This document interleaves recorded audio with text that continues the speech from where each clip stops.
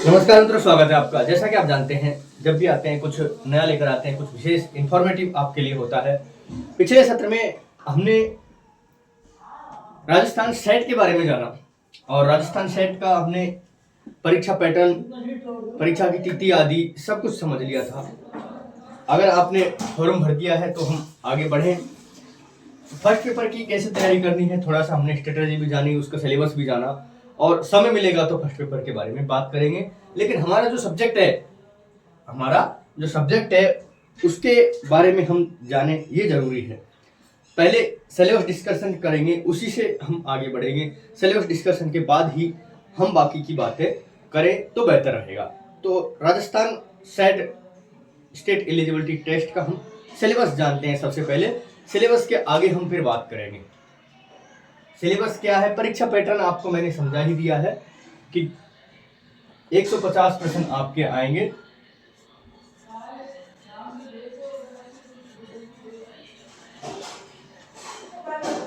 Rajasthan state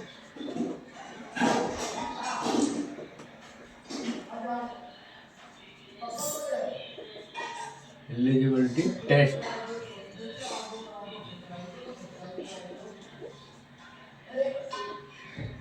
Rajasthan पात्रता परीक्षा है।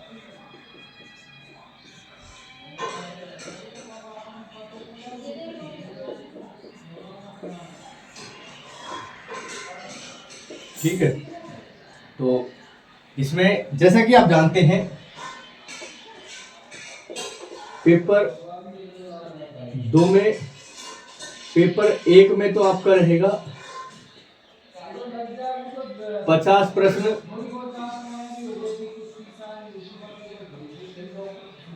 ठीक है, और ये रहेंगे आपके 100 अंक के। यहां रहेगा आपका 100 प्रश्न और ये रहेगा 200 अंक का। कुल 300 अंक का पेपर होगा आपका, ठीक है। 150 प्रश्न दोनों का मिला के है, ठीक है, भ्रम में मत रहिए। तो हम जब सिलेबस की ओर आते हैं तो 10 इकाई हमको मिलेगी देखने को। पेपर 1 में भी और पेपर 2 में भी 10 इकाई है, मतलब 10-10 इकाई है दोनों में। वहां 1 इकाई से 5 प्रश्न आएंगे, यहाँ 1 इकाई से 10 प्रश्न आएंगे, कोई डाउट नहीं है। तो इनका वर्गीकरण अगर हम करें, किसी इकाई से ज्यादा प्रश्न आ सकते हैं, हो सकता है, लेकिन दिक्कत ये है कि आपस में इकाइयां जुड़ी हुई है तो आपको समझ ही नहीं आएगा कौन सी इकाई में से आना। और उसकी कोई दिक्कत है, आपको करनी नहीं है। आपको तो कुल प्रश्नों पर ध्यान देना है। इकाई वार कोई अलग अलग रिजल्ट इसका आएगा नहीं, कोई अलग अलग जोड़ेगा नहीं, तो आपको उससे कोई दिक्कत नहीं है। जैसे कि कई राजस्थान की परीक्षाओं में होता है, अलग अलग भाग का जो है अंक भार आता था और उसके आधार पर आपका रिजल्ट आता था, जैसे राजस्थान पुलिस में आता था। तो वैसे ही अगर आपका रिजल्ट होता तो आपको इकाइयों की चिंता होती, लेकिन यहाँ इकाई की चिंता करने की दिक्कत नहीं है। पेपर 1 और पेपर 2 की चिंता करने की दिक्कत है।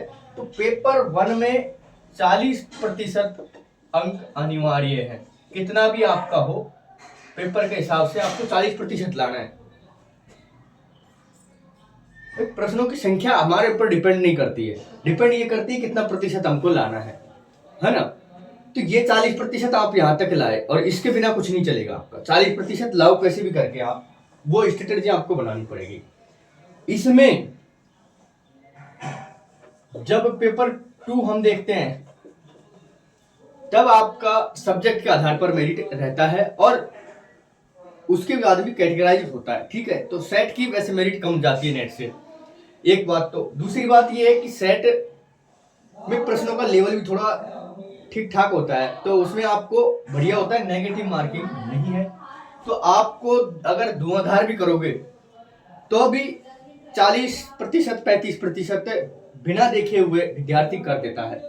और अब आप ग्रेजुएशन से आगे आ गए हो, पोस्ट ग्रेजुएशन सब्जेक्ट स्पेशलिस्ट में आ गए हो, तो 1 साल तो आपने वैसे ही सब्जेक्ट स्पेशल पढ़ लिया, 3-4 पेपर पढ़ लिए, उन पेपरों में तो थोड़ा करोगे आप। फिर बाकी जो पेपर है उन्होंने मान लो आपने कतई नहीं पढ़ा, मानो कि आपने कतई नहीं पढ़ा, लेकिन अंदाजा जो आपका रहेगा वो आपका लॉजिक के ऊपर रहता है वहां पर ज्यादातर। कि कितना करोगे आप। तो मान लीजिए कि आपने 60% कर लिए, 60 में से 10 गलत है, 50 तो सही है। वहां आपका नेगेटिव होता तो उसमें से कट जाता, समझ रहे हो आप।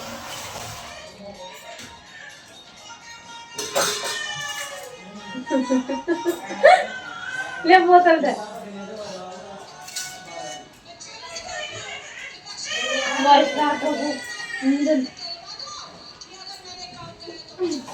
कुछ और लेकर मुझे ले जा, चड्डी फड्डी खाई भी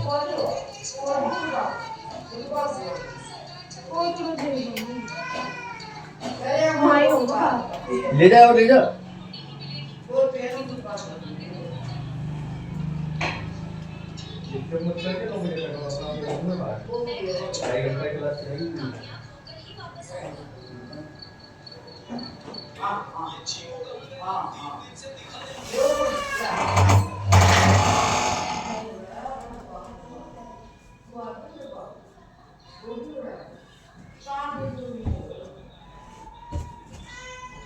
यस मित्रों, तो जैसा कि मैं कह रहा था कि अगर कोई विद्यार्थी बिना पढ़े भी इसको दे रहा है, गैप नहीं होना चाहिए। आपकी ग्रेजुएशन और पोस्ट ग्रेजुएशन में कतई गैप नहीं होना चाहिए। ग्रेजुएशन किया आपने, तुरंत पोस्ट ग्रेजुएशन किया, फर्स्ट ईयर किया, सेकंड ईयर का आपने फॉर्म भरा। समझ रहे मेरी बात को। जो आपने 3 साल में पढ़ा हिंदी में, 3 साल में नहीं पढ़ा जाता है। हाँ, लिटरेचर आपके पास होगा, 3 साल में पढ़ेंगे, यहाँ पर अनिवार्य में पढ़ेंगे, ठीक है। तो 3 और 1 4 साल हो जाती है आपकी 12वीं के बाद में। 12वीं तक पढ़ा वो तो बेस था आपका। उसके बाद में 4 साल हो जाएगी आपकी, एक वो हो गई 5 साल हो गई आपकी हिंदी की। वो 5 साल का मिला हुआ थोड़ा सा घटेगा आपका। वो थोड़ा सा क्या लेवल बढ़ाने के लिए होता है। थोड़ा उसको पोस्ट ग्रेजुएशन अगर आपने कर लिया, फिर बिना गैप के एक बार आप रिवीजन कर दो पूरे 5 साल का। एक आपका फर्स्ट ईयर जो अनिवार्य सब्जेक्ट है उसको भी हटा दो भले ही, लेकिन 5 साल की अगर आपकी हिंदी ढंग से आपने पढ़ ली है तो आपको इस पेपर में पास होने से कोई नहीं रोक सकता।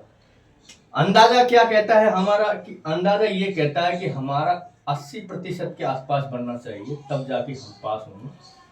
इसमें जीआरएफ है नहीं है, उसमें आपका नेट में 80% के आसपास रहता है, और 85 या 87 88 मेरे हिसाब से जीआरएफ का आपका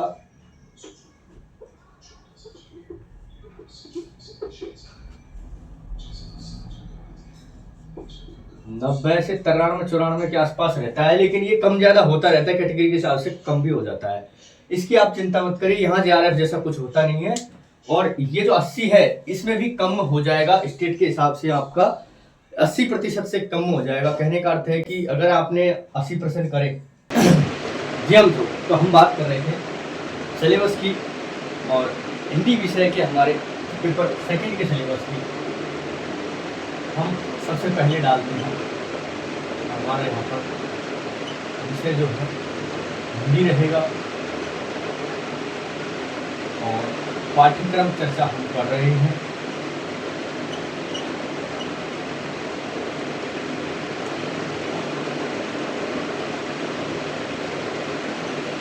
यानी कि विषय पेपर जो है हमारा हिंदी विषय के पेपर के बारे में, ठीक है। आपको मैंने बता ही दिया, कुल यूनिट 10 है, इसमें कुल 10 इकाइयों में ये सिलेबस बटा हुआ है। प्रत्येक में से 10-10 प्रश्न आएंगे, ये भी आपको मैंने बताया, ठीक है। कुल 100 प्रश्न आपके होंगे, 200 अंक का आपका ये अंक बाहर रहेगा, नकारात्मक नहीं है। इसका समय रहेगा 2 घंटे और पहले वाले का रहेगा 1 घंटे।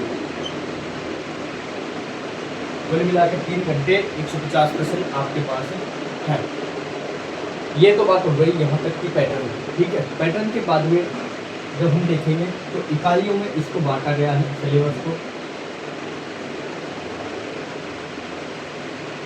इकाई 1 है आपकी,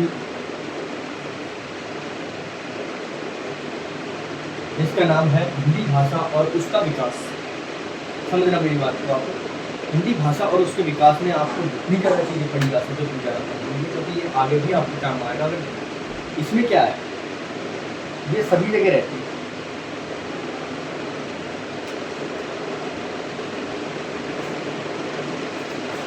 हिंदी भाषा एवं उसका विकास।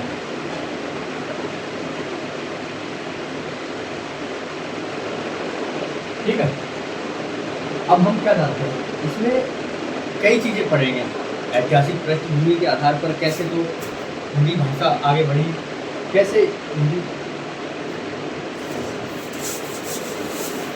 अपने वास्तविक स्वरूप में आई, ये सिलेबस है। बिंदुवार मैं आपको समझा। पहला टॉपिक हमारा रहेगा ऐतिहासिक पृष्ठभूमि।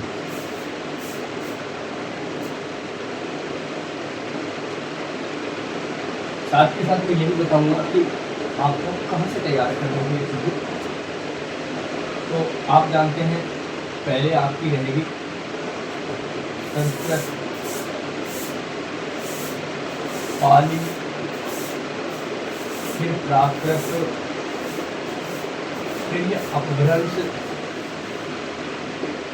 ना। अपभ्रंश के बाद में आपका अवहट्ट, पुरानी हिंदी, और अब हमारी रहेगी हिंदी खड़ी बोली।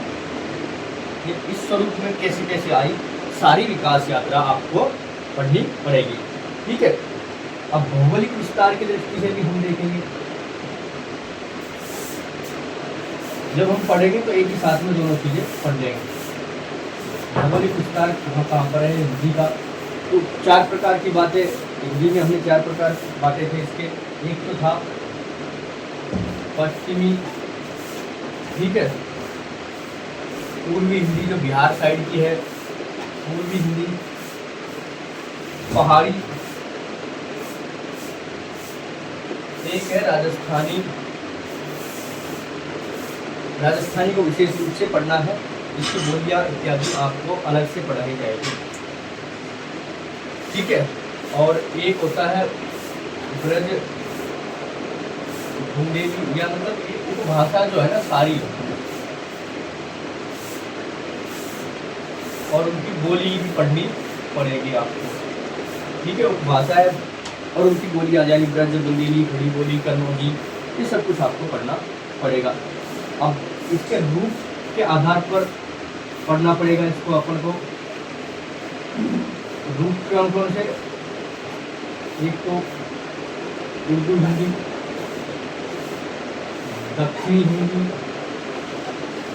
ठीक है, एक था हिंदुस्तानी आपका, हिंदुस्तानी हिंदी, और हिंदवी, और था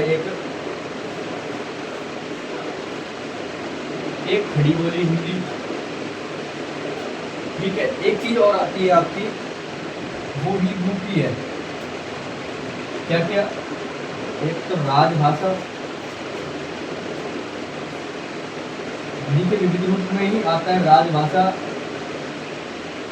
राष्ट्रभाषा क्या होती है ये बातें जाननी पड़ेगी, हालांकि राष्ट्रभाषा हमारी हिंदी होगी, फिर भी जानना जरूरी रहेगा। ठीक है, और एक आपकी संपर्क भाषा, कार्यालयी हिंदी, विशेषता, नाम इत्यादि की बातें सब इसमें हम जानेंगे। छोटा छोटा दिख रहा है तो आप बता दीजिएगा। ठीक है, अब हम व्याकरणिक रूप से हिंदी को जानेंगे। व्याकरणिक जो संरचना है आपकी, उसमें आपको मोटी मोटी चीजें पढ़नी है। क्या क्या पढ़ना है, देखिए, एक तो पढ़ना है, पहले तो इसकी लिपि के बारे में पढ़ेंगे हम। ठीक है, देवनागरी के बारे में पढ़ेंगे, फिर इसकी ध्वनियाँ पढ़ेंगे, देवनागरी की ध्वनियाँ, देवनागरी की विशेषता इत्यादि सब कुछ पढ़ेंगे हम। नियम कायदे कानून भी पढ़ेंगे। ध्वनियाँ, ध्वनि में स्वर व्यंजन दोनों आ जाएंगे, आपको पूरी वर्णमाला यहाँ पर आ जाएगी। ये हो गया आपका वर्ण क्षेत्र। फिर आपका शब्द या पद है जिसमें आपकी संज्ञा, जो दिया हुआ है वो बता रहा हूँ आपको मैं। सर्वनाम, विशेषण, क्रिया विशेषण, एक है आपका लिंग वचन कारक। ये जो चार चीजें तो पढ़नी पड़ेगी। इसमें उपसर्ग प्रत्यय इत्यादि नहीं दिए हैं आपको, दिए नहीं है तो मत पढ़ो भाई मेरी तरफ से। एक दो प्रश्न आएंगे आपके यहाँ पर व्याकरण से। और मैंने आपको बताया कि संवैधानिक स्थिति इसकी पढ़नी है। पूरे जितने भी संशोधन इत्यादि हुए तो वो राजभाषा जो थी ना वो यहाँ पर भी आएगी। एक तो आपकी क्या तो राजभाषा होती है, क्या इसके नियम कायदे कानून है, और ये देवनागरी लिपि की विशेषता है वो भी यहाँ पर आ जाएगी। ठीक है, एक मानकीकरण का बिंदु आता है वो ऊपर के इसी में आएगा आपका व्याकरण में ही, मानकीकरण। इसको यही इसी के साथ पढ़ना पड़ेगा तो बेहतर रहेगा आपके लिए ना। अब इसमें थोड़े सुधार जो हुए वो देवनागरी लिपि के साथ ही पढ़ेंगे, सुधार भी यही पढ़ेंगे आप। और राजभाषा मैंने आपको बता ही दिया, राष्ट्रभाषा बता दिया, और संपर्क भाषा भी बता दिया। ये सारी चीज़ें मैंने इसमें इंक्लूड कर दी है। कुल मिला के आपको ये चार तरीके से पढ़ना है, ऐतिहासिक, भौगोलिक, भूगोल और व्याकरण। ठीक है, चार चीज़ों में इसको मोटे मोटे तौर पर आप पढ़ लीजिए। इस चार चीज़ों में से 10 प्रश्न आपके आएंगे। ठीक है, व्याकरण को ज़्यादा पढ़ने की जरूरत नहीं है, इतना आपको अनुभव के आधार पर आ जाएगा। आगे बढ़ते हैं हम। इकाई संख्या आपकी 2 है। दूसरी जो इकाई है आपकी उसका नाम है हिंदी साहित्य का इतिहास। सबसे प्रसिद्ध, सबसे महत्वपूर्ण विषय है हिंदी साहित्य का इतिहास।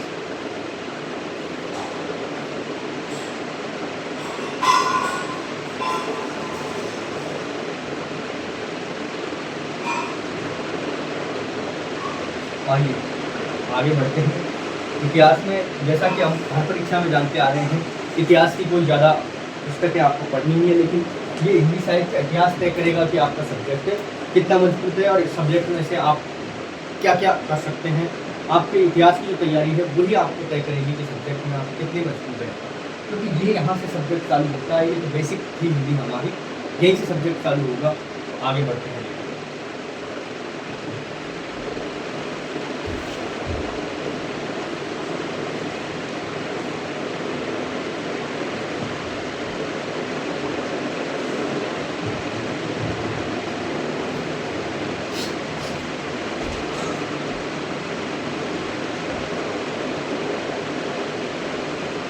तो इसके टॉपिकों का नाम जो दिया है वो देखिए आप। पहला यहाँ नाम दिया है इतिहास दर्शन।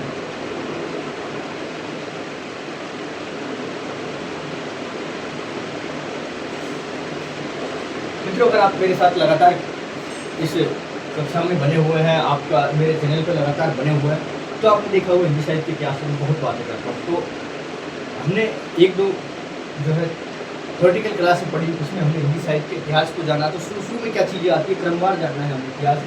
तो लेखन की परंपरा थी ना, इतिहास लेखन की परंपरा, वो शुरू में हमने जाने, और इस परंपरा में ही हिंदी साहित्य के इतिहास लेखन का इतिहास भी छुपा हुआ है हमारा। तो परंपरा और पद्धति, कैसे कैसे लिखते थे, कौन कौन किस भाषा में लिखता था, कैसे शुरू में हुआ, वो सारी चीज़ें इसमें तथ्यवार आपको करना पड़ेगा। और इसके बाद में जो है इसका काल विभाजन और नामकरण भी इसी में जुड़ता है। ठीक है, काल विभाजन और नामकरण कैसे कैसे बांटा, किस प्रकार से, इसकी सारी चीज़ें आप यहाँ पर पढ़ेंगे। अब आपका आ जाता है काल, वही आदिकाल। चीज़ें क्या जाननी है कालों में, देखिए सबसे पहले इसकी प्रवृत्तियाँ सारी जाननी पड़ेगी आपको। एक तो प्रवृत्तियाँ, रचनाएं सारी, कभी पूरे उनके परिचय, है ना, महत्वपूर्ण महत्वपूर्ण कभी कम से कम जानना ही पड़ेगा आपको। तो इस आदिकाल में आप जानते ही हैं कि 4-5 परंपराएं आपकी थी। कौन कौन सी थी? एक का नाम था नाथ, सिद्ध, इससे पहले रासो था, जैन साहित्य इसको रास कहते थे हम, और एक था फागु, एक लौकिक था आपका लौकिक, जिसमें आपके विद्यापति और अमीर खुसरो थे।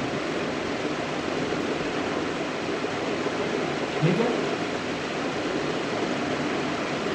कोई डाउट आपको इसमें? इनके बारे में आपको सब कुछ जानना पड़ेगा। नाथ सिद्धे, इनकी प्रवृत्ति क्या थी, कौन कौन रचनाकार थे, कौन कौन प्रमुख रचनाकार, इत्यादि इत्यादि सारी बातें आपको जाननी पड़ेगी। अब हम जान लेते हैं भक्ति काल में क्या था। भक्ति काल में भी वही महत्वपूर्ण कवि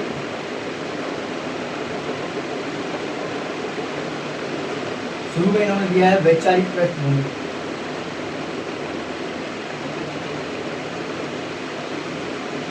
वैचारिक पृष्ठभूमि में क्या आएगा देखिए, तो किस प्रकार से भक्ति आंदोलन का उदय हुआ और किस प्रकार से इसमें शुरू के जो कवि थे उन्होंने कैसे भक्ति आंदोलन को यहाँ तक पहुंचाया, ये सारी बातें आपको इसमें देखने को मिलेगी। ठीक है, तो फिर उसमें काल बांटेंगे जब हम संत काव्य, एक है सूफी काव्य और एक राम कृष्ण, ऐसे 4-5 शाखाएं इसकी हमने बांट दी है। तो इन्हीं के आधार पर इनके प्रमुख कवि, प्रमुख रचनाएं, प्रवृत्तियां, इनकी भाषा इत्यादि के बारे में आपसे प्रश्न पूछ जाएंगे। ठीक है, यहाँ पर थोड़ा विश्लेषण करके नहीं बताया गया नेट की तरह, बस बातें वही है, चीज़ वही है, सारा सिलेबस वो का वही है, आप टेंशन मत करिए। अब आधुनिक आ जाता है, आधुनिक में क्या क्या हम जानेंगे। आधुनिक में वही क्रम से आप जानेंगे, भारतेंदु, द्विवेदी युग, ठीक है, छायावाद युग, छायावाद के बारे में आप जानेंगे,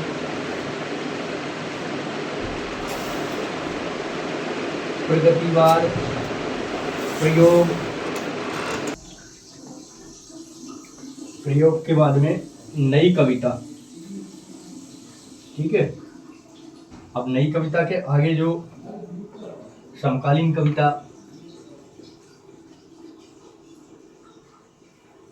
और प्रचलित समयानुसार जो भी प्रचलित वाद थे ना,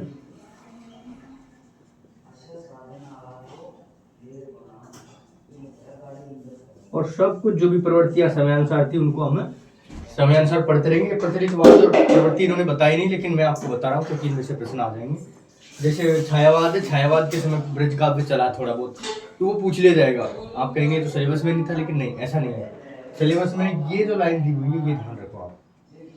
आगे बढ़ते हैं एक बार और, अब हम गद्य के विकास पे चलते हैं। ये थोड़ा समझने की बात है, क्योंकि इसको विस्तार से जब समझेंगे ना तो सारी चीजें अलग अलग हमारे समझ में आएगी। अब गद्य विकास समझते हैं हम। गद्य का विकास में जब हम देखते हैं तो क्या क्या चीजें आती है। हिंदी उपन्यास,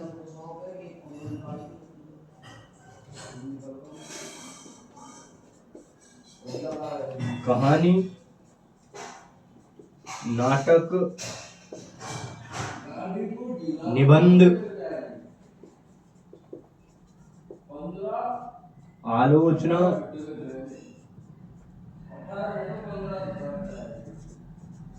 है ना, और गद्य की अन्य विधाएं।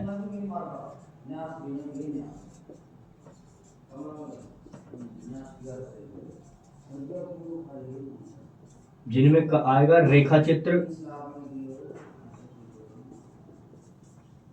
रिपोर्टाज,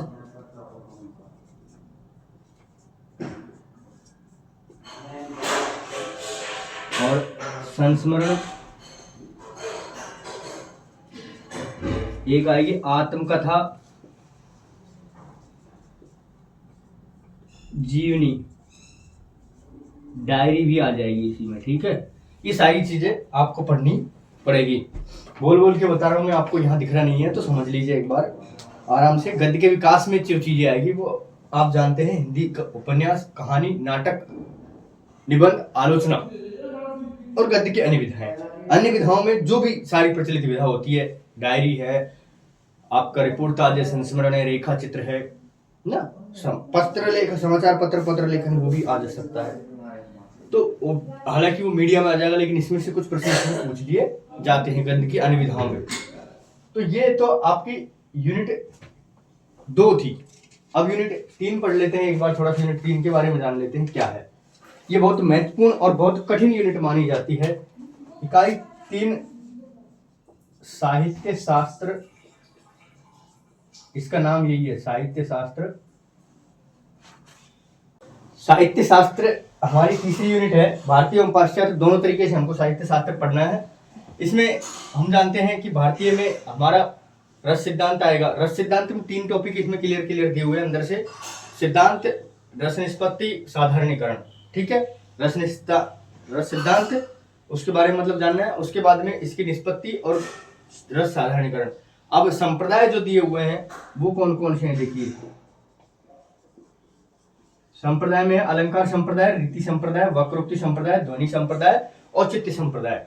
ये तो आपके हो गए भारतीय काव्य शास्त्र। अब आपका पाश्चात्य काव्य शास्त्र जो है उसमें प्लेटो और अरस्तु दोनों गुरु चेलाओं को आपको अनुकरण और विवेचन से तुलनात्मक तरीके से जानना है। ठीक है, दोनों सिद्धांत है, तुलनात्मक तरीके से दोनों की विचारधारा पूछी जा सकती है।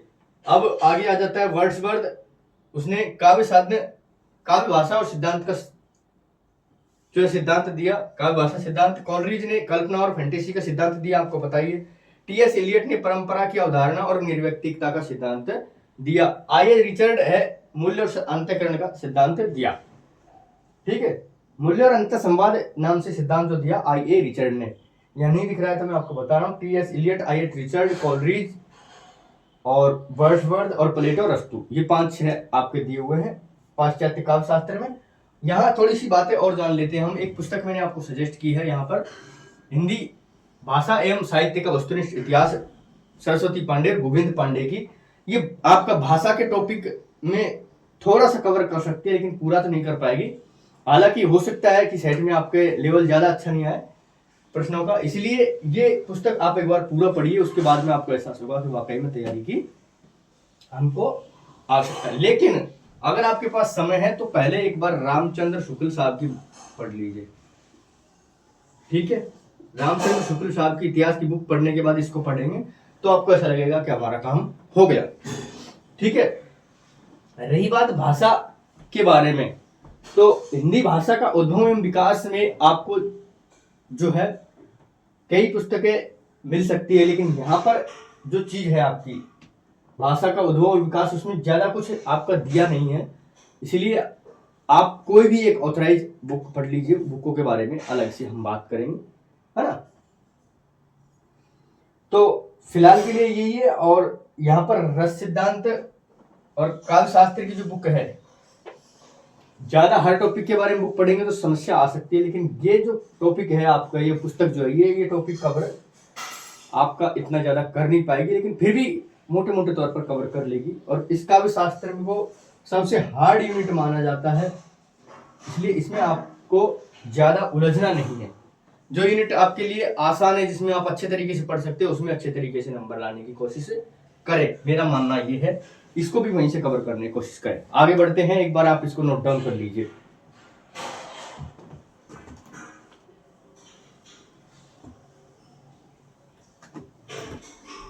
उम्मीद है आपने पूरी तरीके से सही नोट डाउन कर लिया होगा।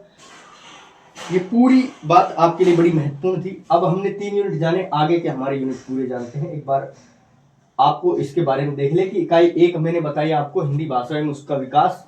इकाई 2 जो थी हमारी हिंदी साहित्य का इतिहास, बड़ी महत्वपूर्ण थी। ये तीसरी जो इकाई है ये महत्वपूर्ण है लेकिन बड़ी हार्ड है, इसलिए इसके बारे में हम ज्यादा सोचेंगे नहीं, दिमाग पर लोड नहीं डालेंगे। हालांकि हार्ड कुछ भी नहीं है, लेकिन इसको क्या थोड़ा सा डिस्क्राइब करके पढ़ना पड़ता है हमको। हमारे पास समय कम है, लेकिन मैं आपको इस इकाई को करवाने की कोशिश करूंगा। पुस्तकें इसमें कुछ ज्यादा लगती है ना। कई पुस्तकें हैं आपकी यहाँ पर जिनको हम पढ़ेंगे। एक नगेंद्र साहब की पुस्तक भी है और भी कई पुस्तकें हैं यहाँ पर। नगेंद्र जी की पुस्तक जो है वही सर्वमान्य मानी जाती है काव्य शास्त्र के बारे में, भारतीय एवं पाश्चात्य काव्य शास्त्र। तो आगे हम बढ़ते हैं। एक बार इसको फिलहाल मैं इरेज कर रहा हूं, आप इसको उतार चुके हैं।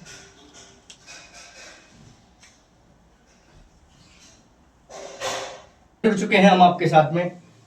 आगे हम बात करते हैं इकाई 3 तक हमने जान लिया था कि हमारे पेपर सेकंड में इकाई 3 तक क्या सिलेबस था। अब हम पेपर सेकंड का इकाई 4 से लेकर के और 10 तक एक बार फुल सिलेबस डिस्कशन करते हैं, आगे बढ़ते हैं। देखिए, वैचारिक पृष्ठभूमि है, कोई खास इंपॉर्टेंट इकाई नहीं है, लेकिन अगर आप सामान्य ज्ञान में अच्छी रुचि रखते हैं, राजस्थान के अलावा भारत में भी आपको नॉलेज है सामान्य ज्ञान की, तो इस पार्ट में आपके लिए फायदा ही फायदा है, अन्यथा कोई खास फायदा है नहीं है ना। जी हाँ मित्रों, तो चौथी इकाई जो आपकी वैचारिक पृष्ठभूमि है, 5वीं इकाई का नाम आपकी हिंदी कविता मूल टेक्स्ट है। ध्यान रखिए, काव्य में मूल क्या क्या है। इसके अलावा और छठी इकाई जो है वो हिंदी उपन्यास है, उसमें मूल रूप से कौन कौन से हमें उपन्यास पढ़ने हैं। 7वीं में हिंदी कहानी है, कौन कौन से हमें कहानियाँ पढ़नी है। 8वीं इकाई में आपका हिंदी नाटक है, नाटक कौन कौन से पढ़ने हैं। 9वीं इकाई में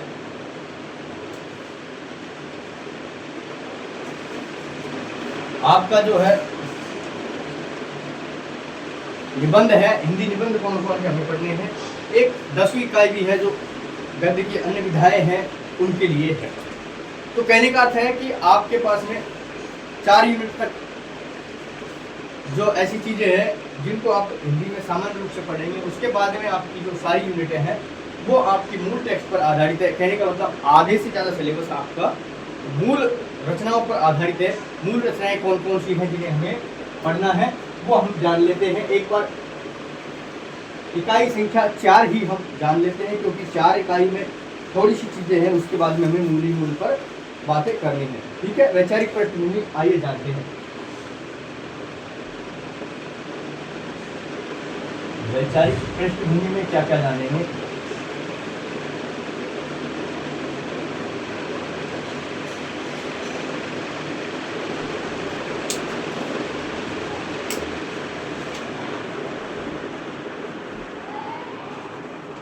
ठीक है, मैं कह रहा हूं अगर आपको सामान्य ज्ञान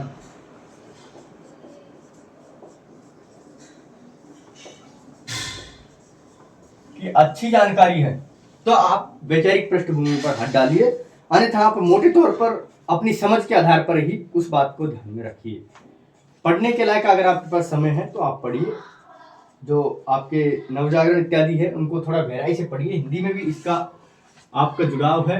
जब आपका छायावाद और भारतेंदु युग चलता है उस समय का है नवजागरण, इसका नाम दिया है सांस्कृतिक नवजागरण।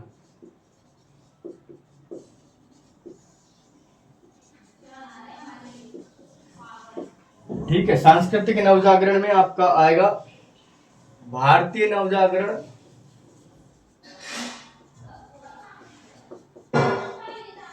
हिंदी नवजागरण आप जानते हैं कब का समय माना जाता है, एवं स्वाधीनता आंदोलन स्वतंत्रता संग्राम।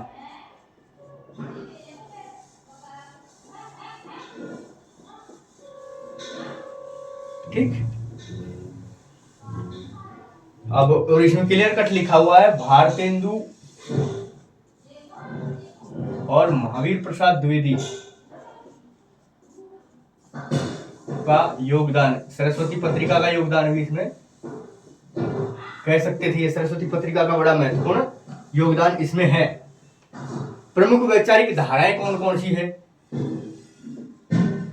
मतलब किस किस रूप में हम वैचारिक पृष्ठभूमि पढ़ सकते हैं। दर्शन कौन कौन से हैं ये है इनका ना, और तो गांधीवादी दर्शन, मार्क्सवादी, ठीक है, एक मनोविश्लेषणवाद,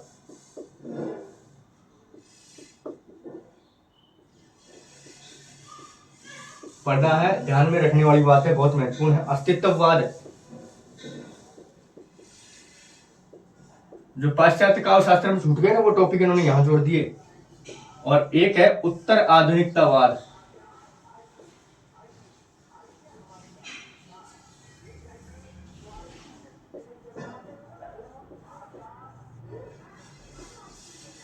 ठीक है, ये हिंदी मतलब पाश्चात्य, और यहाँ पर दोनों जोड़ दिए। अस्मिता मूलक में भी आपका जोड़ा गया है, एक टॉपिक है अस्मिता मूलक विमर्श जो है हमारा, वो जोड़ा किसने है, दलित और काव्य विमर्श में। दलित का साहित्य विमर्श में मैंने आपको उस समय बताया था। दलित विमर्श, स्त्री विमर्श, आदिवासी विमर्श और एक अल्पसंख्यक भी इसमें जोड़ दिया आजकल। भाषाई अल्पसंख्यक हो चाहे कैसे भी, ठीक है, अल्पसंख्यकों का भी विमर्श इसमें जोड़ा हुआ है। तो ये तो थी आपकी वैचारिक पृष्ठभूमि। इसके आधार पर आपकी इकाई होती है 4। यहां तक जो थी वो बड़ी महत्वपूर्ण इकाइयां थी वैसे देखा जाए तो, क्योंकि ये आपकी सामान्य ज्ञान और तर्क पर निर्भर थी प्रश्नावलियां, कि आप क्या तो समाज के बारे में सोचते हैं, क्या आप हिंदी के बारे में सोचते हैं, क्या आप काव्य के बारे में सोचते हैं, क्या काव्य सिद्धांत है, क्या साहित्य है, साहित्य कैसा है, ये सब कुछ आपको यहाँ पर दिया हुआ है। और आपकी मतलब सब्जेक्ट पर क्या पकड़ है, समझना मेरी बात को, सब्जेक्ट पर क्या पकड़ है वो यहाँ तक थी। आगे आपकी निर्धारित पाठ्य रचना है जो आपको स्कूल के बच्चों की तरह दी हुई है, उसमें से आपको प्रश्न पूछे तो पूछे वो, यहां तक आप प्रश्न का पता ही नहीं लगा पाएंगे कि कौन सी इकाई में से प्रश्न है ना। ये आपकी हिंदी की जानकारी पर निर्भर करता है, ये आपकी एमए तक की पढ़ाई है, ये ध्यान रखिए। उसके आगे जो है आपका वो है जो उन्होंने दिया हुआ है, उसी के आधार पर वो पूछेंगे, आपको दे के पूछ रहे हैं तो उसमें से थोड़ा हार्ड पूछेंगे। अब बड़ी महत्वपूर्ण बात है हमारे सामने आ जाती है, मूल टेक्स्ट यहाँ पर हम कह सकते हैं। चलते हैं मूल रचनाओं की ओर। यहाँ क्लियर कट आप ये कह दीजिए कि सिलेबस का दूसरा पार्ट शुरू हो गया है।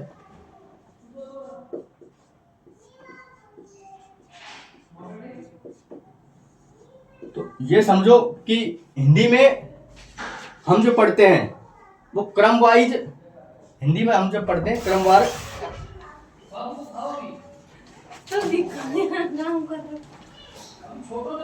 काय काम करेगी और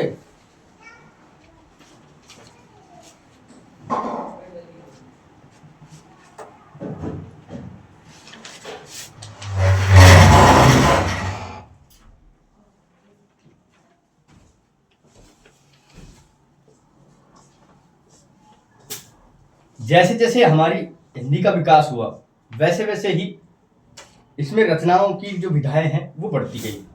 उसी आधार पर यहाँ पर उनका क्रम भी सेट किया हुआ है सिलेबस देने के आधार पर। देखिए पहले, सबसे पहले आप जानते हैं कि पद्य आया, काव्य आया, ठीक है। काव्य के बाद में उसी समय पर कहानियां, कथाएं शुरू हो गई। उस कथा का बड़ा रूप रहता था हमेशा, तो ये उपन्यास आपका हुआ। तरीके से समझना आप, इनका क्रम क्यों दिया हुआ यहाँ पर, क्रम के आधार पर ही आप पढ़ेंगे तो अच्छा समझ में आएगा, ठीक है। अब थोड़ी छोटी कथाएं शुरू हो गई, उसमें आपकी कहने लग गई कहानी, ठीक है। कहानी के बाद में हमारे धीरे धीरे विकास हुआ आधुनिक युग में आते आते नाटक का। हालांकि पहले ही था लेकिन नाटक फिर बाद में आया, संस्कृत से धीरे धीरे हमने लिया। नाटक के बाद में कुछ आलोचनाएं बढ़ी, तब निबंध लिखना शुरू किया लोगों ने। भारतेंद्र युग के आसपास जाते जाते निबंध प्रक्रिया शुरू हो गई थी आपकी, ठीक है।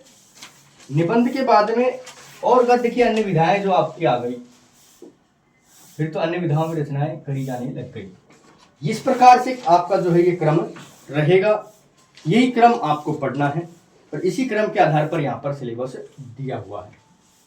आइए पहले जान लेते हैं कविता का मूल टेक्स्ट क्या है। इकाई संख्या 5, हिंदी कविता। कौन कौन सी कविताएं हमको पढ़नी है, संपादक वगैरह जो दिए होंगे मैं आपको क्लियर बता दूंगा, उसी आधार पर आपको पढ़ना है, ठीक है। सबसे पहले हमको पढ़ना है कबीर। कबीर ग्रंथावली नहीं दिया हुआ है, कबीर दिया हुआ है क्लियर कट। पुस्तक का नाम है कबीर, हजारी प्रसाद द्विवेदी, ठीक है। के संपादक में पद संख्या 160 से 209 तक। ध्यान रखिए, जो संख्या दी हुई है वही पढ़ना है, जिसके आधार पर है वही पढ़ना है, क्योंकि इनमें पदों की संख्या इधर उधर होती है। आपको यहाँ पद दिए हुए 160 पर, यही पद आपको दूसरी वाली में 100 नंबर पर मिल जाए, आप कहेंगे यार ये क्या है, हमने तो वहां से पढ़ लिया, ये तो था ही नहीं, वो बात है ना। तो इसको आपको इसी प्रकार से पढ़े। अब जायसी साहब आ जाते हैं आगे। जायसी जी की क्या चीज पढ़नी है आपको? जायसी का संपादक श्याम सुंदर दास है।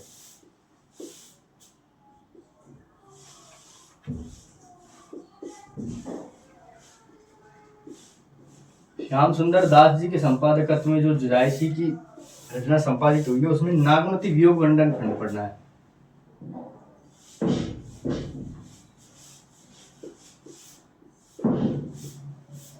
नागमती वियोग खंड कहां पर है? पद्मावत में। ठीक है, ध्यान रखिए, बस इतना ही पढ़ना है इसमें, नागमती वियोग खंडन में। अब आपके आ जाती है सूरदास जी की रचनाएं।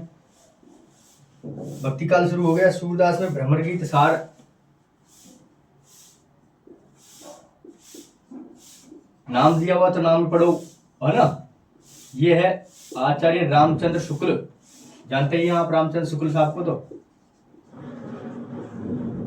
रामचंद्र शुक्ल के बिना तो हिंदी साहित्य अधूरा है भाई। रामचंद्र शुक्ल साहब ने जो संपादन किया उसमें पद संख्या 21 से लेकर के 70 तक के पद है इसमें। ठीक है, महत्वपूर्ण बात है। अब तुलसी है, तुलसी की मूल रचना मिल जाती है हमको, इसका संपादन की जरूरत नहीं है। तुलसीदास की रामचरितमानस का उत्तरकांड पढ़ना है हमको। रामचरितमानस उत्तरकांड।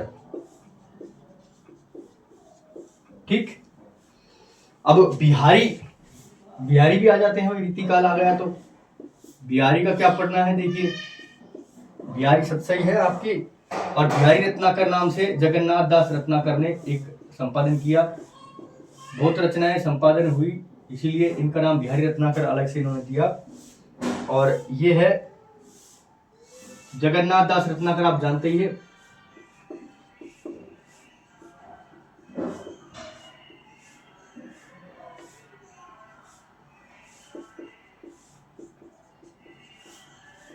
जो रत्नाकर साहब ने जो संपादन किया उसमें से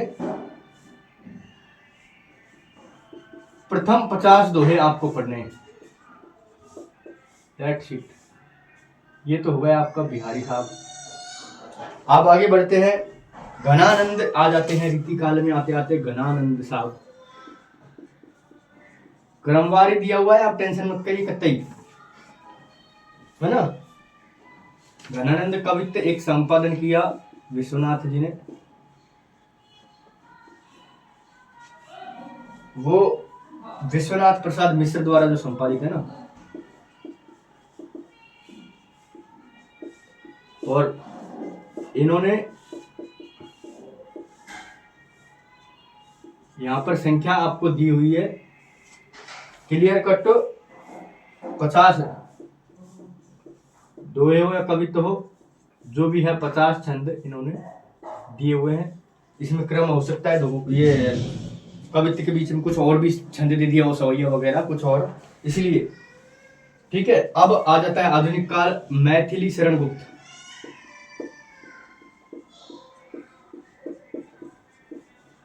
मैथिली शरण गुप्त जी की जो रचना है वो कौन सी पढ़नी है आपको? देखिए, साकेत बहुत प्रसिद्ध रचना है, शुरू से यही है। नवम सर्ग पढ़ना है साकेत का, और भारत भारती पूरी पढ़नी है।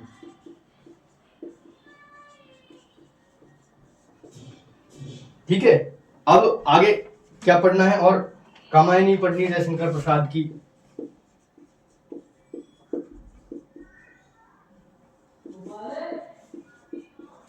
प्रसाद की जब हम कामायनी पढ़ते हैं तो लज्जा और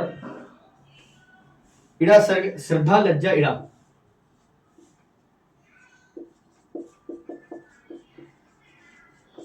तीन सर्ग यहां पर हमको पढ़ने हैं। 14-15 सर्ग है इसमें, तो 3 सर्ग हमको पढ़ने हैं बस। अब सूर्यकांत त्रिपाठी निराला साहब आ जाते हैं उसी समय के।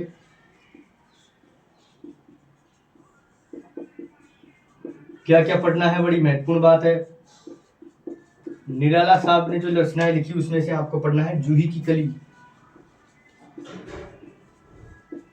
पहली रचना तो जूही की कली है।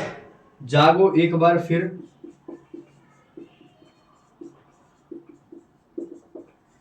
ठीक। और एक है सरोज स्मृति, बड़ी महत्वपूर्ण रचना है।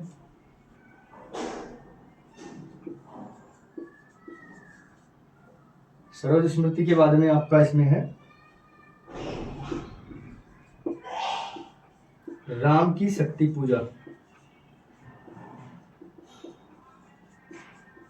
सारी ही बड़ी महत्वपूर्ण रचना है निराला के जीवन की। हमें प्रेरणादायक रचना जो होती है ना, उन्हीं को यहाँ पर लगाते हैं सब।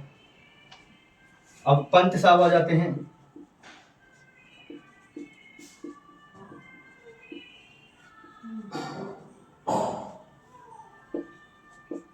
पंत जी की रचना है परिवर्तन और प्रथम रश्मि। दो रचनाएं हमें पढ़नी है। आगे बढ़ते हैं। बहुत बड़ा है कालखंड भी, कोई दिक्कत नहीं है, पढ़ना है आपको। महादेवी वर्मा, अभी तो छायावाद पे पहुंचे हम। एक है बीन भी हूं मैं, तुम्हारी रागनी भी, गीत है, ठीक है। यह मंदिर का दीप नीरव जलने दो,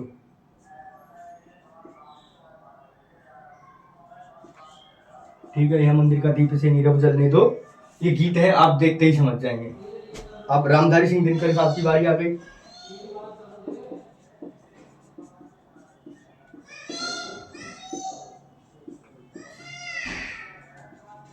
आप ध्यान से देखते रहिए जो चीजें मैं लिख रहा हूं, बड़ी महत्वपूर्ण रचनाएं हैं। कुरुक्षेत्र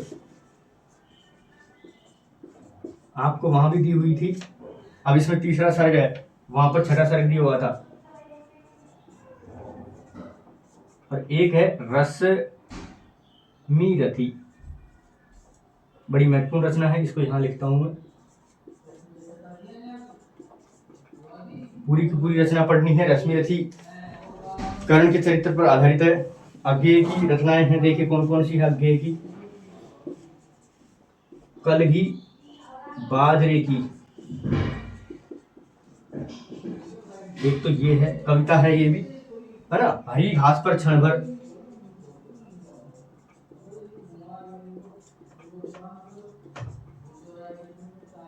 दूसरी कविता हरी घास पर क्षण भर है। तीसरी है असाध्य वीणा, कितनी नावों में कितनी बार, असाध्य वीणा, बहुत बड़ी कविता, बड़ी महत्वपूर्ण कविता है।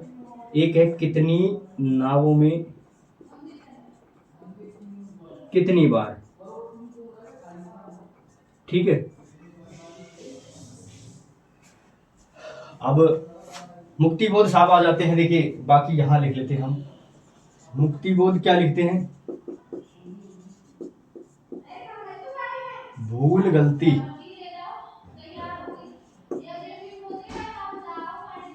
ठीक है। एक आई आपकी ब्रह्मराक्षस, पूरी की पूरी अंधेरे में लिखनी है, पूरी की पूरी अंधेरे में पढ़नी है।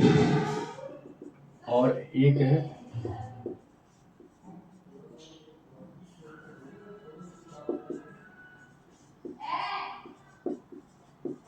ठीक है, ब्रह्मराक्षस भी पढ़ना है।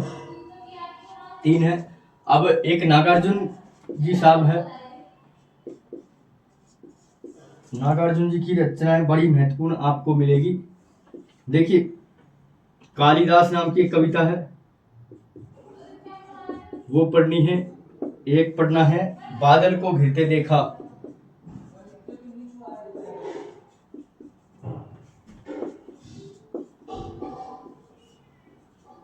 बादल को घिरते देखा के बाद में एक रचना और है आपकी, खुरदरे पैर। एक है अकाल और उसके बाद,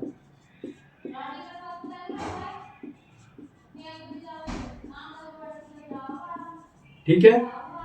अब बचा भवानी प्रसाद मिश्र जी की रचना और है एक,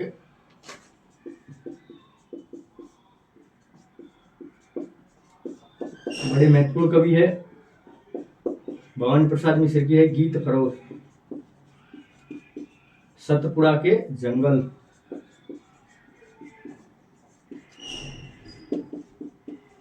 मैं बोलता जा रहा हूं, आप ध्यान से लिखते जाइए। अगर इसमें कोई भी त्रुटि हो तो तुरंत आप उसको नोट डाउन करके बताइए, है ना। धूमिल की रचना है एक नक्सलवाड़ी, एक रचना है मोचीराम, एक जोड़ी जूते हैं सब, है ना। अकाल दर्शन, अकाल और उसके बाद है नागार्जुन की, अकाल दर्शन इनकी है, ध्यान रखिए। अकाल दर्शन के बाद में है रोटी और संसद। छोटी छोटी कविताएं हैं, बड़ी महत्वपूर्ण है। आगे वाले कवि इन्होंने हटा दिए हैं यहाँ से, आगे भी एक दो रचनाएं थी हमारी यूजीसी नेट में।